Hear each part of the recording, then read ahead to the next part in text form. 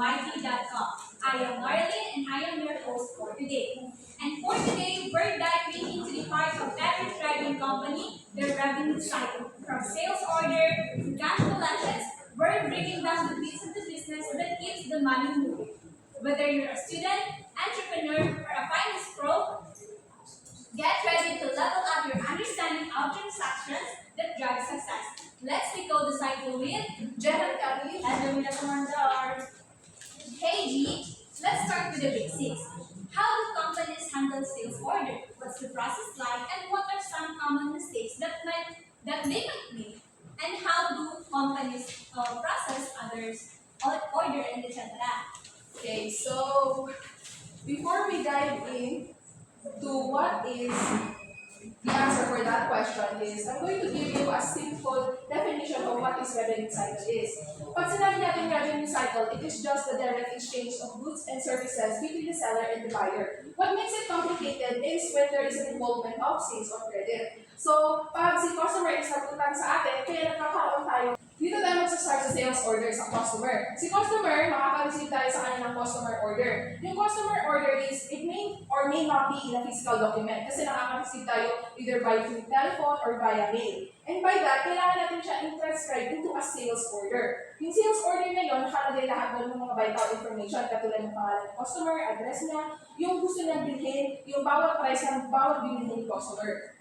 After that is, dito sa receiving department ng company natin is, gagawa siya ng tatlong copies ng sales order. Yung first is, ibibigay niya yung sales order na yan sa open order file. So, ano ba yung open order file? Yung open order file is, dyan, ina-update natin dyan yung, anong status na yung goods. Like, for instance, yung goods is nasa warehouse pa siya, or na ship na natin yung goods. Dito, natin nilalagay sa open order file. Then, after that, yung isa naman, na copy ng sales order, is ibibigay natin dito sa check credit. Bakit? Kasi dito sa check credit, titignan ng company, kaya ba ng customer na makapagbayad on time? Kaya ba niya na hindi siya mag-delay on time or mag-default siya along the way? So, titignan nila dito if makapagbayad siya on time, and if kaya naman niya makapagbayad, saka nila i-approve yung sales order. Then, after nun, is si receiving department, magre-release siya na stock releasing document. Yung stock releasing document, nakalagay doon yung mga goods na kukunin natin sa warehouse. So, ibibigay nila yun dito sa pick goods. Dito sa pick goods is, i-compare nila, dito natin kukunin yung mga goods sa warehouse. In which, pag insufficient yung goods sa warehouse, kailangan i-update natin yung back order file natin. Pag okay naman, sufficient naman yung nasa warehouse natin, yung mga goods is, let's magpo-proceed tayo. So, i-verify muna natin yung nakuha natin sa warehouse at saka yung stock releasing document. Titignan natin if accurate ba sila, tama ba yung kinuha natin ng mga products sa warehouse. And after that, yung verified na stock releasing document, ibibigay natin sa shipping department.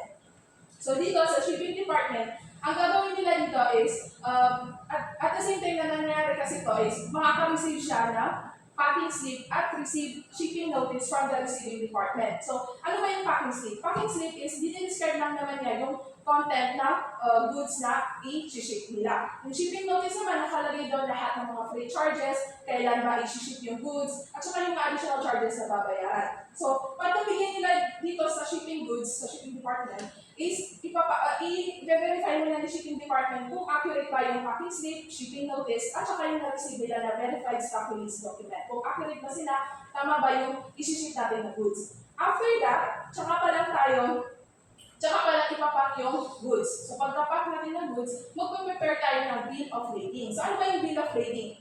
Bill of lading, yan yung formal contract between the seller and the carrier. So, who will take responsible while the goods is in transit? So, yun yung bill of lading na kailangan i-prepare ng shipping department. So, itong shipping log na to dito sa baba, i-update lang natin yan if yung goods is na-ship natin sa carrier. So, kung hindi pa natin siya na-ship sa carrier, is hindi muna natin ito papansinin itong shipping log.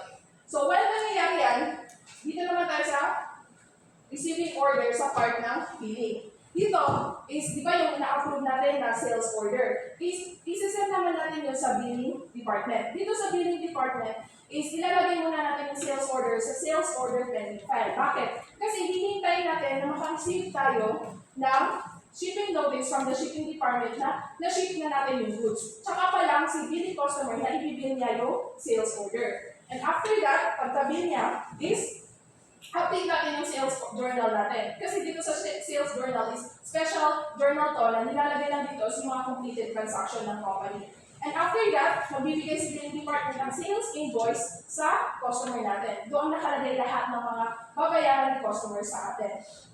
So then, let's proceed dito sa update in accounts receivable at saka update natin yung inventory records. Obviously, yung sales order, i-update natin, gagamitin natin yun para i-update natin yung accounts receivable na syempre madadagdagan yung account, yung utang sa ating customer. So, at dito kasi sa accounts receivable subsidiary ledger, nakalagay dyan yung lahat ng mga account ng bawat customer. So, lahat ng mga utang nila, accounts receivable na babayaran nila, nakalagay dyan sa accounts receivable. After that, at the end of the period, isisend nila, ipopost nila yun sa general ledger, and same thing din naman sa inventory records na i-update nila yun kasi of course nabawasan yung inventory natin. And then, ipopost natin dito sa general ledger, and after that, yung general ledger, obviously, i-hintay natin na mag-approve ng journal butcher, and lastly is, i-record natin siya sa general ledger records. Bakit dito yung pinaka-last? Kasi dito kasi sa general ledger records is ginagamit siya para sa pag-prepare natin ng financial statements. So, if you may ask, ano ba yung itsura ng bill of lading? So, ito lang naman yung itsura ng bill of lading. And then, ito din yung itsura ng sales order. When it comes to sales. Then, ito naman yung itsura ng journal butcher, accounts receivable subsidiary, and inventory subsidiary kung saan mas detailed yung nakikita natin dito. Hindi katulad ng journal butcher na summarize yung version niya. So, is there any other question? Diyan no, kasi for sure may mga viewers tayo dito na mahilig sila mag-shop. And then, if for example, let me ask you this question. For example, meron tayong customer na bumili siya ng goods. And then, nakita niya na may defect yung nabili niya or siguro sabihin na natin hindi na meet yung expectation niya on that product na binili niya. So now, ibabalik na yung product. So the question is, what are the steps ba na ginagawa ng company to process that returns and ano ba yung ginagawa ng company to make that return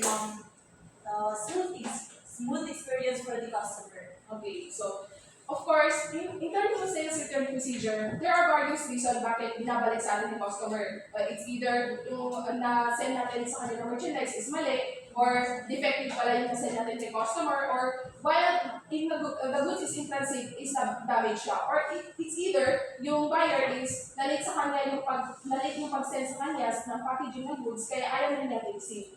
So dahil doon, meron tayong procedure dito when it comes to sales return. So ang gagawin lang natin is reversal sa ginawa natin kanina. So of course, dito magsistart kay customer, makaka-receive tayo ng package slip sa kanya. Yung sinend natin noong previous transaction. Yung package slip na yun, pag na-receive natin, is gagawa tayo ng return slip. So dito sa return slip, nakalagay lang naman doon yung ibabalik natin, i-describe dito yung goods na binalik sa atin. So, gawin tayo ng dalawang copy. Yung isa, ibibigay natin sa restock goods at yung isa sa preparing credit memo. Dito sa restock goods, obviously naman, i-adjust natin yung stock records natin kasi nga nabawasan yung goods natin. And, nabawasan din na yung goods natin, pero since binalik sa atin, of course, ibabalik natin. And then yung isa naman na return slip is para sa credit memo. Ano ba yung credit memo? Yung credit memo kasi is isa yung formal document kung saan nag-authorize tayo na bibigyan natin ng credit or babawasan natin yung utang ng customer sa atin kasi binalik niya sa atin yung goods na sinita rin sa kanya. So there are instances when it comes to credit memo na pag normal transaction lang, low volume transaction lang, ang ginagawa is ina-approve lang yan ng mga employee or clerk. Pero pag large volume transaction or malaki na yung binalik sa ating customer, ang nangyayari is kailangan magkaroon tayo ng specific authorization. Kumbaga, kailangan i-approve siya ng credit manager bago siya ma-approve as a credit memo. So, pag-approve ng credit memo, isi-send niya yan sa sales journal. So, dito sa sales journal, obviously, i-update ng sales journal natin, magkakaroon tayo ng contra entry account. Kasi, sales return. Nagkaroon tayo ng sales return. And then, isi-send naman natin yun sa update inventory records. Same thing as the update the accounts receivable records kasi yung accounts receivable records nabawasan tayo, which is yung sales return, and then dito sa inventory records, binalis natin yung goods, kaya kailangan i-adjust natin, i-update natin. After that, ipupose naman natin yung i-update natin yun, dalawa, yung inventory at saka yung accounts receivable sa general ledger natin, and tsaka pa lang natin ipupose sa general ledger records para for summary figures at sa kapag-prepare ng financial statements. So, if you may ask, ito yung itsura ng credit memo. Another question, Rehan. How do companies get paid? Like, what's the process ng pag-receive nila mismo ng cash? Okay. So, when it comes to that question, na paano ba nila na-receive yung cash, paano magbayad sa customer, ito yung time na bumabayad na sa atin sa customer. So, of course, magsa-start ulit yan kay customer, magbibigay siya ng cheque, at saka remittance advice. So, dito, pag na-receive natin nun, is i-verify natin yung cheque na na-receive natin, at saka yung remittance advice. When it comes to remittance advice, yan yung listahan ng mga utang sa ating customer. So, titingnan natin if accurate ba sila sa isa't isa or tumaba sila, consistent ba sila. After that, tsaka tayo gagawa ng tatlong remittance list. Tatlong copy ng remittance list. Yung isa, ibibigay natin sa accounts receivable at saka yung isa sa reconciled and then sa record and deposit check. So, first dito sa record and deposit check. Dito is ibibigay natin yung check at saka yung remittance list dito sa record and deposit check. Tapos, i-verify ni record and deposit check kung accurate ba yung dalawa, tugma ba yung check na na-receive natin from the customer, at saka yung remittance list. After that, i-adjust natin, magre-record tayo dito sa cash receipts journal. Ang nire-record dito kasi sa cash receipts journal is yung mga cash na na-receive natin from the customer. And then after that, obviously naman, record and deposit check, i-deposit ko natin yung check sa bangko. So, maggagawa tayo ng deposit slip at saka yung check ibibigay natin kay bank. Dito naman kay bank, ang gagawin niya, titignan niya kung sufficient pa yung check na na-receive kay customer. If hindi, ibabalik niya kay customer yung cancel check na part na yun. And then, if okay naman yung check ibabalik ni banko yung return deposit slip kay reconcile cash receipts and deposit. So, dito kay reconcile cash receipts and deposit, ang gagawin niya, i-verify niya yung tatlong document na na-receive niya. Yung isa yung remittance list, yung isa yung return deposit slip, at yung isa naman is yung approved na journal voucher. So, titignan niya doon sa tatlong document na yun, if accurate ba sila at tama yung pagkaka-record. At equal lahat yung mga na-receive na document. And then, while nangyayari yun, yung isang copy naman ng remittance list is ibibigay natin sa accounts receivable para i-update niya yung accounts receivable sa subsidiary ledger natin and mabawasan natin yung utang sa atin ni customer kasi nagbayad sa atin si customer. So at the end, of course, is a summary, i-update natin sa general ledger, and lastly, ipopost natin sa general ledger records. So ito yung itsura ng remittance advice, and ito naman yung cash receipts journal. Okay, so mag-icebreaker tayo ngayon. Kaya pa? So group yourselves into 4. So 4, the fat, and fat. Saya. Okay na na 4 yan. Wait, ko ba tayo dito? Pagod mo na mag-win. So, paunahan ako. Every word na, sa ako na ako. Nag-grouping word kaya. So, ang gagawin is,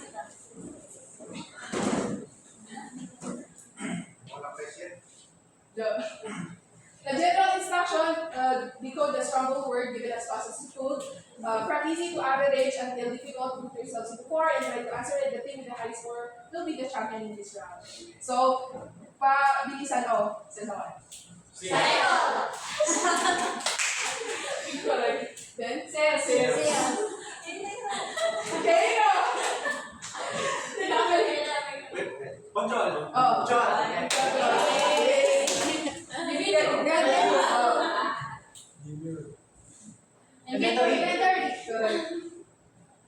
Engineering.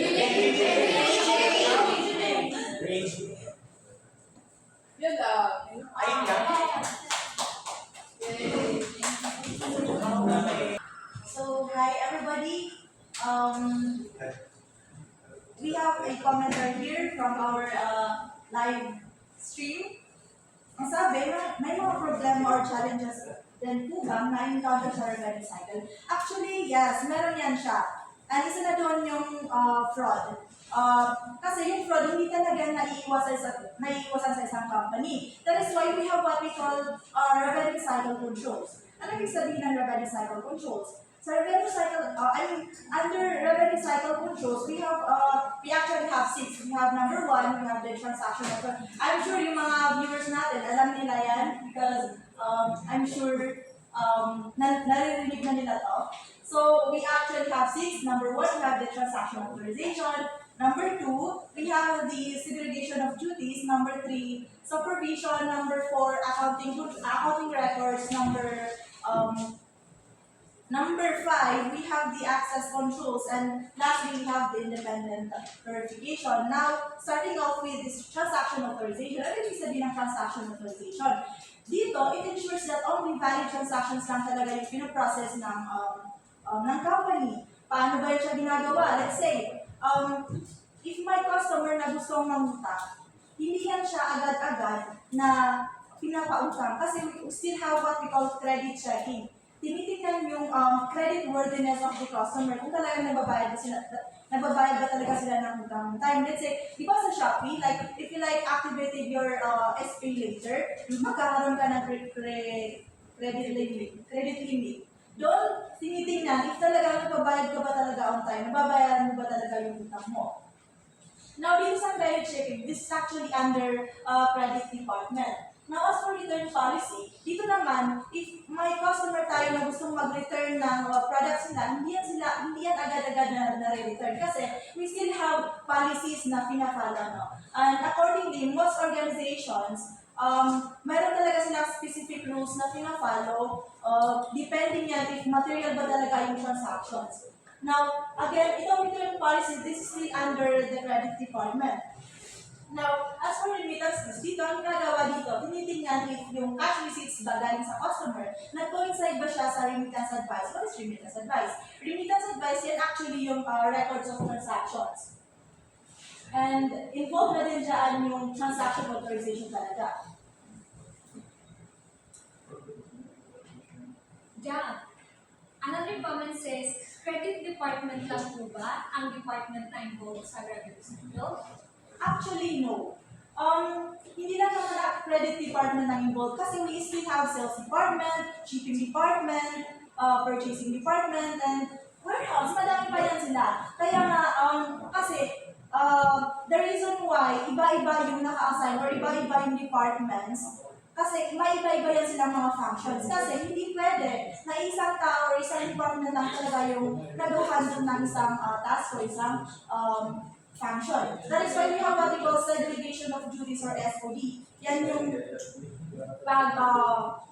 pag-separate ng mga tasks. Kasi, tulad lang sa sinabi ko kanina, if like isang tao lang yung nagmamanage or gumagawa ng isang task, possible talaga na mahihirapan niya siya, and possible din talaga na magkaroon ng fraud. Now, dito sa SOD, we have 3 rules that guide system designers. We have number 1, dapat yung transaction authorization. Separate yan siya sa transaction processing. Pangalawa, yung pag-keep ng inventory or the asset custody, separate din yan siya sa record keeping.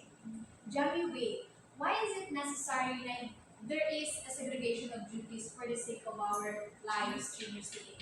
O nga, diba sinabi ko kanina na di pwedeng isang tao or isang function lang yung gumagawa. So why is that? Yes. Okay, no? Para mas maintindihan natin, let me give a situation, okay? For example kasi, if isang tao lang yung nakahandle sa inventory natin, possible, let's say isang tao lang yung nakahandle sa inventory, isang tao lang din yung nakahandle sa record keeping. Possible talaga na magnakaw yun siya. Kasi isipin niya, sige ako lang din naman yung nakahandle sa inventory. Why not? May opportunity na eh. Bakit hindi ko na yun i-drop? Kasi yun yung mga paniniwala or yun yung mga human nature. Yun yung paniniwala ng mga dishonest at saka mga unethical na employees eh. Kapag may opportunity na magnakaw talaga yan sila. Kaya, if for example na, isang tao lang nakasal sa inventory control at isang tao lang din yung naka-assign sa sa custody ng inventory at saka yung pag-record ng inventory, pwedeng bawasan niya yung inventory tapos i-adjust lang din niya yung records ng inventory. Tapos ito rin pangatlo, no? This can also be an answer kasi the organization daw should be structured so that the perpetration of a fraud requires a collusion between two or more individuals. Kasi kung every department iba-ibang taong nakasign dyan, mahihirapan talaga yung magnanakaw na employee na yun nga, magnakaw sa assets ng company. Kasi kung iba-ibang tao, isipin niya na mahihirapan ako kasi iba-ibang tao yung kakalapin ko. Yun yun. Now, we also have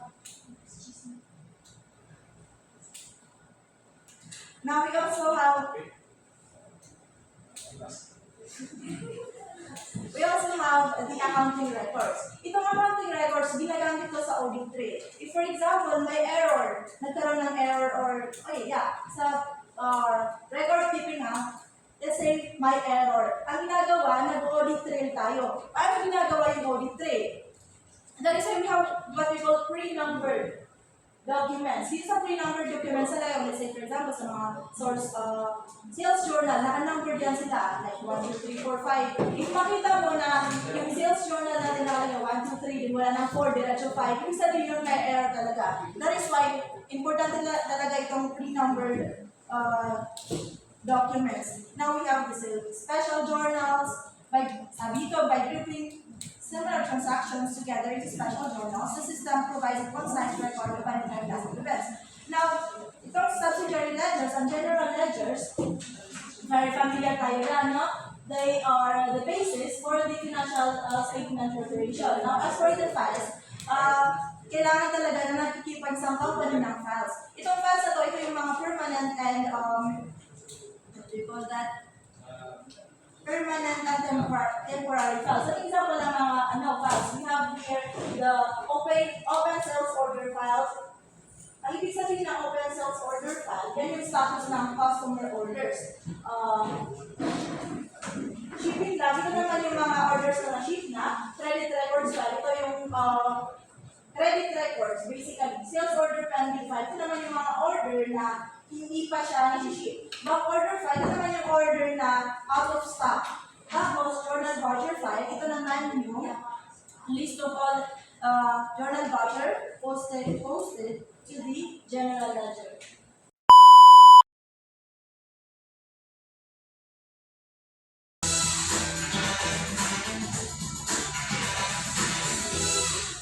Hey, welcome back again to the CPA's live podcast here on YT.com. On last episode, we talked about the sales order. Now we're going to continue our discussion. Okay, last time, we talked about the other revenue cycle controls. Now, pag-move tayo sa pang 5 and 6 na revenue cycle controls. Before moving on, magbasa muna tayo ng comment from our live viewers. We have from user Chuchuchuju, I'm planning to open a shop, but what's holding me back is yung issue na kahit properly segregated yung task, may mga nawawalan pa rin talaga ng cash sa mga shop owners. Well, kahit naman na just because i-follow mo yung other revenue cycle controls, it does not mean na secure na yung mga assets natin. Kasi, if that's the case na nawawalan ka ng mga, for example, nawawalan ka ng cash, siguro the problem lies in your access controls. Ano ba ginagawa natin sa access controls? We have, ang sabi dito, access controls prevent and detect unauthorized and illegal access to different assets. The physical assets at risk in the revenue cycle are inventories and cash. Paano ba natin ito siya ini-implement, yung pag-safeguard ng asset natin? For example, siguro maglagay tayo ng guard if meron tayong warehouse. Or maglalagay tayo ng alarm para if in case na may siguro intruder sa ating warehouse, tutunog na yung alarm natin. Or if example, yung cash natin, huwag natin yung siyang iiwan mismo sa store natin. If possible, i-deposit na lang natin yun sila sa bank accounts natin at the end of each day. Or if wala ka namang bank account, pwede naman na make sure na yung pera natin nakalagyan siya sa uh, paglalagyan natin. Now, next, we have the independent control. Independent verification. The objective of independent verification is to verify the accuracy and completeness of tasks that other functions in the process perform. To be effective, independent verifications must occur at key points in the process where errors can be detected quickly and corrected. Ang ginagawa sa independent verification is that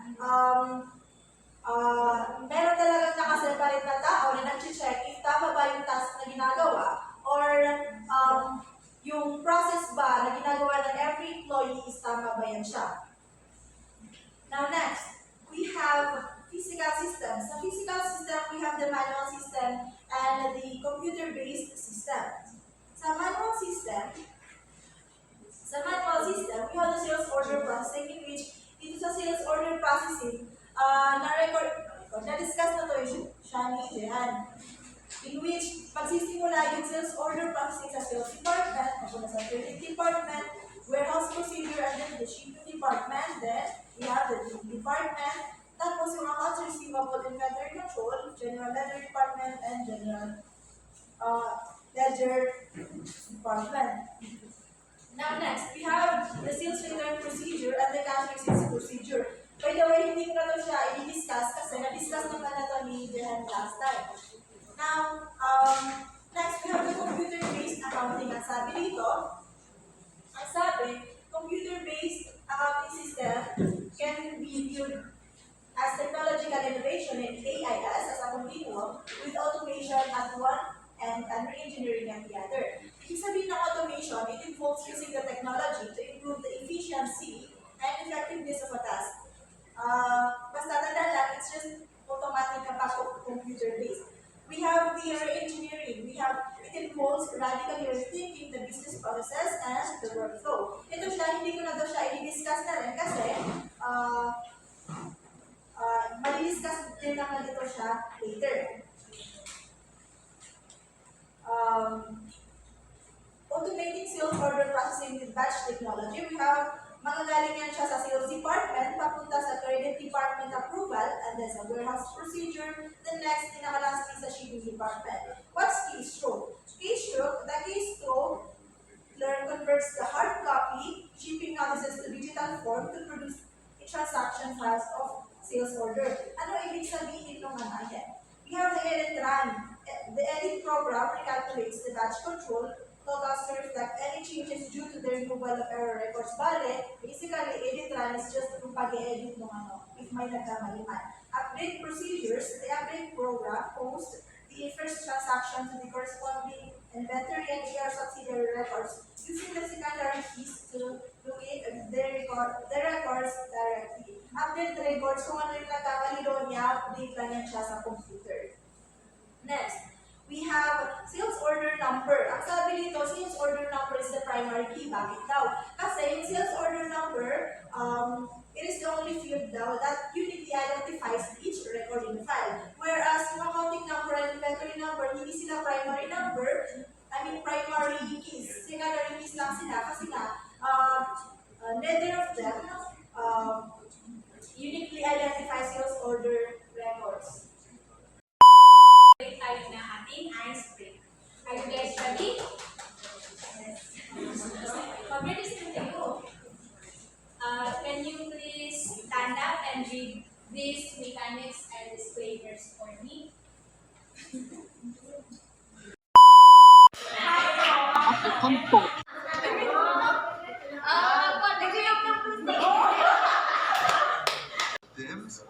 디스커스팅한 냄새가 나요.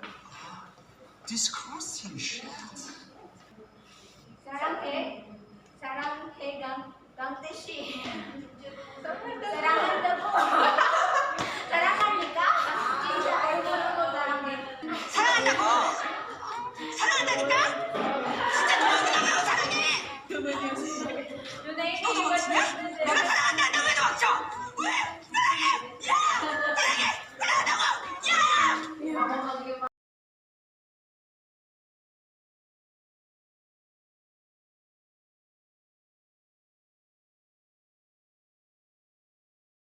tayong maliw sa'yo dahil mahal na mahal kita! Well, sige nga! On this juncture, we will talk about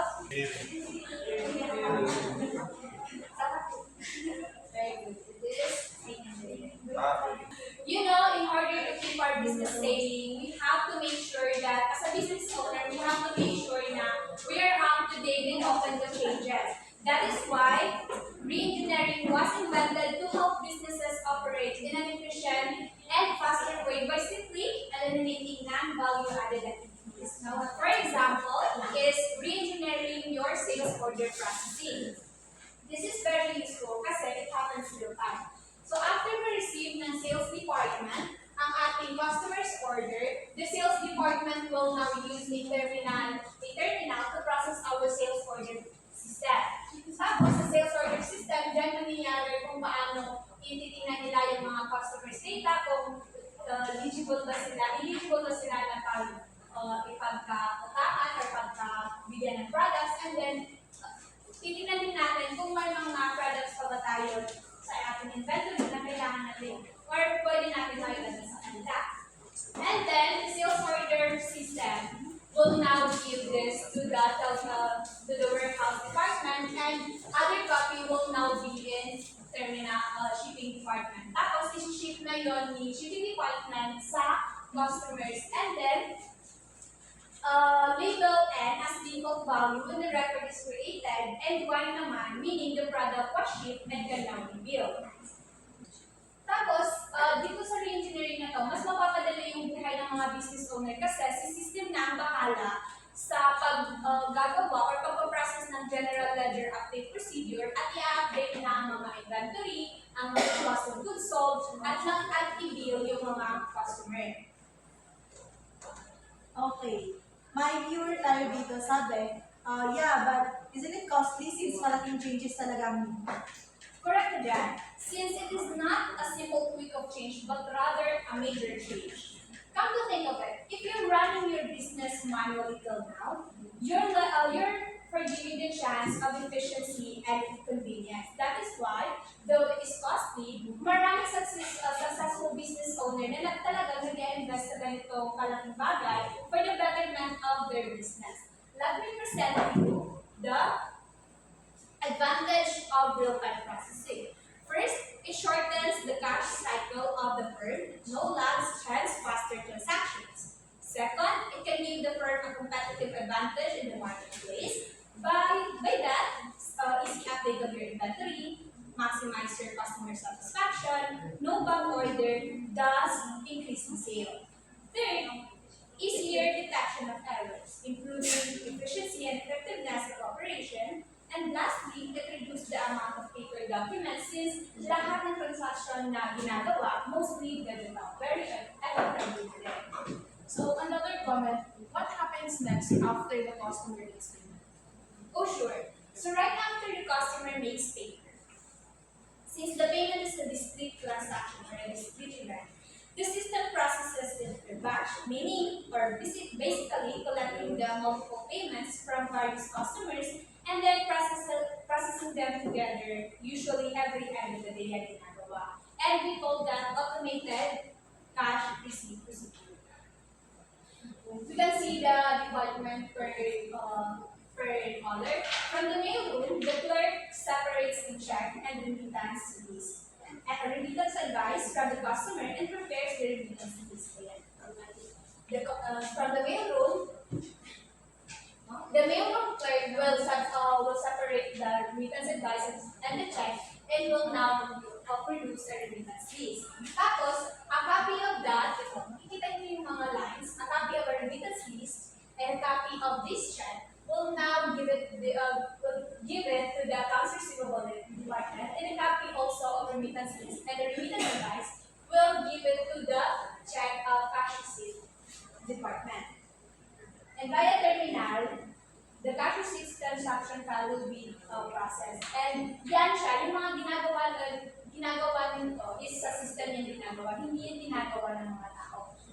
In data processing department naman, ang program na din ang bahala na mag-reconcile ng journal voucher and the transaction file to process the cash receipts and update the AR subsidiary and our general ledger. So my comment ulit, hi, I'm a grocery store owner. Maliit lang siya, but is it better for me to invest in POS system? Yes naman. You know, that's the kind of business na with high inventory turnover. That is why point of sale systems are very useful in this case.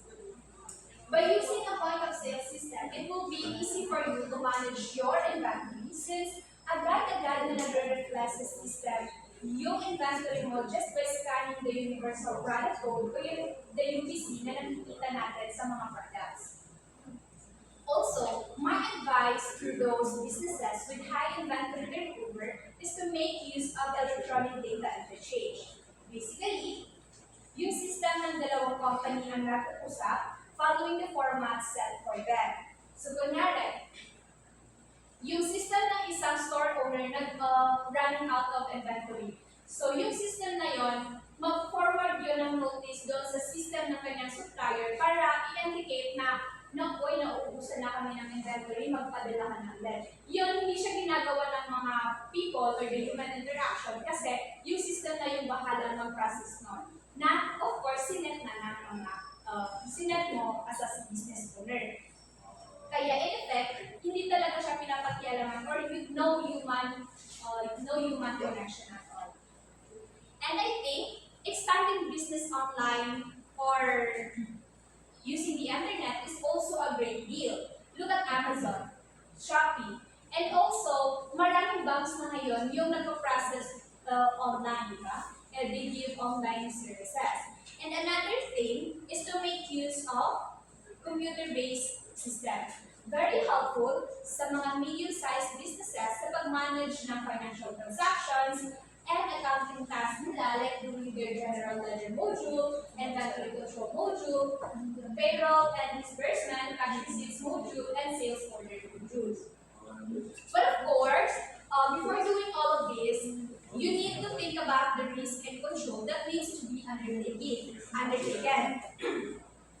Make sure that the system is strict in authorization, perform in segregated duties. You need to consider the supervision and who can access the type of records and it uses, and also degree of verification. So kung ikaw as a business owner, mag-question ka, is this system strict in authorization? Yung program ba performed by one person or segregated duties? Baka isa lang kasi yung may hawak and gumagawa. That is very risky. And we have to ask, highly supervised or not? Or who can access this system and what type of record it uses and the degree of verification that we might need in doing all of these things. So, that's the end of our discussion about revenue cycle. So that's a wrap to this revenue cycle episode. We hope that we come in handy and let the mind flows. Once again, I am Nor. I'm Jehan. I'm Jam. Thank you guys for For tuning in. listening and subscribe for good things.